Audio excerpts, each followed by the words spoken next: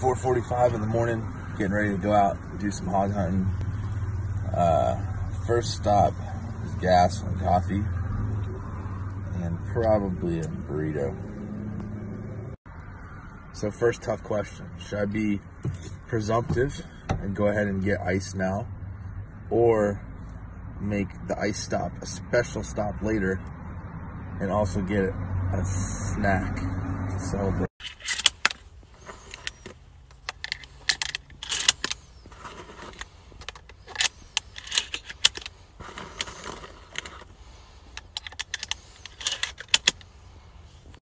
All right, so I'm here with my buddy Levi, and we got some decisions that we need to make now, whether we're gonna go north or south.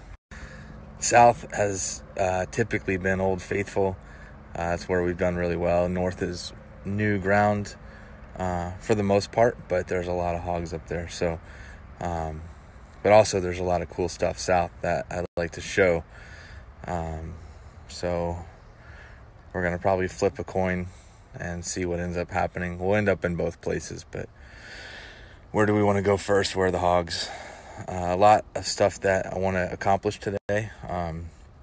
First and foremost is killing a pig, but I'd like to collect some tangerines and look for some turtle shells and see what else we can find too. So priorities, decisions on priorities. All right, so we made the decision to go north. We got where we want to be, and we're just going to wait a few minutes for a little bit more light. Then we're going to push in and see what we can get into. We took a short. we took a little sightseeing detour to come look at these cliffs here. This is nuts. Yeah. This is like, just so you understand, this is less than 2 hours outside of Tampa. And I saw this on a show one time. Let's see how we're gonna see how deep the cliff is. So it's about that deep. So we went north, and it was the wrong choice. So we've come back down to the south side and checking on some of these wallows. Look at this.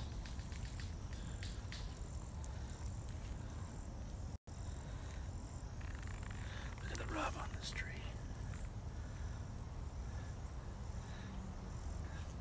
And there's Levi just thinking about things. Hopefully we get one down here. Toasted it. Let's go home, baby. So we came down south, and we're near the lake now, and came across this rub right here. Look at this, they've rubbed all the way down to the inside of this pine tree. It's smooth like it's been sanded, and then look at all this sap up here.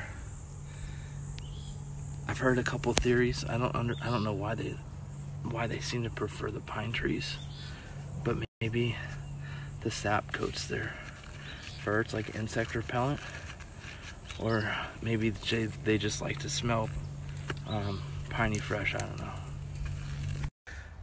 One of the coolest parts of these woods here is this little oasis of tangerine trees. We make our way here every time we're here hunting, and always make sure to fill our pockets with these. And look at that, that's insane. So many. Another really cool edible that you can find out here are these sword ferns. You grab them by the base down here, pull them out, shake the dirt off, and they got these little tubers on them. Can you see that? Yeah. These little guys. Sometimes they'll be a lot bigger than this. This is a pretty small one. But you wipe the dirt off of it, and then it's got like the consistency of like a water chestnut. And they're cold and they're wet, and not a bad little trail snack, I guess. All right, so we're taking a break, and we're gonna cook a little bit of lunch. So one of the squirrels here, Levi is gonna clean the squirrel.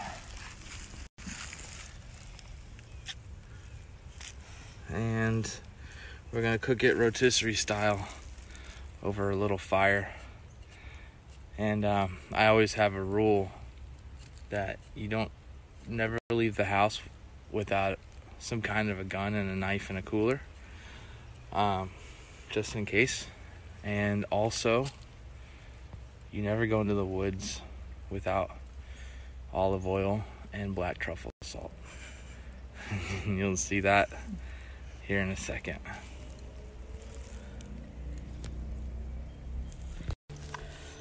So old timer kind of taught me how to clean a squirrel, and basically what he does is cut the feet, the tail, and the head off of the squirrel, and then you actually make an incision in the belly here, kind of the abdominal, but careful not to go through the abdominal cavity, into the abdominal cavity. Kind of get your fingers tucked in here, and you just literally peel her back.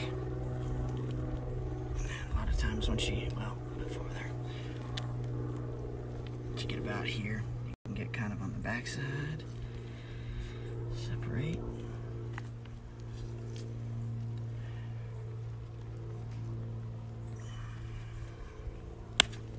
There you go. Just like that. All right, we got some lunch going. Got some truffle salt. Got our rotisserie going. All right, so finally got lunch made. Got some squirrel, we got some oranges. Time to get our energy back up, see what we can find. Back out here at the truck. No hogs today, but that's all right. We're going home with meat. We hiked a good 7.5 miles. We definitely put in the work. Just weren't able to find them. It's all about right place at the right time with these hogs, especially on public land when they're getting pressured. But I always tell people with hunting, with spearfishing, whatever it is, you have a goal, you have your target species that you're going for, but pay attention to what's around you. You never know what else you might get. I've been in the water plenty of times with guys that are so transfixed on shooting an amberjack that they don't see the cobia in the school or the permit in the school. Same thing here. I see guys come out of the woods, or I've been the guy coming out of the woods frustrated without a hog and nothing else. So learn to pay attention to what's around you. Learn to be thankful for what you're given, and you'll be a lot more content with hunting, fishing, spearfishing, whatever that may be. Pay attention. Keep your eyes open. You'll never know what you might end up finding, what you might end up seeing.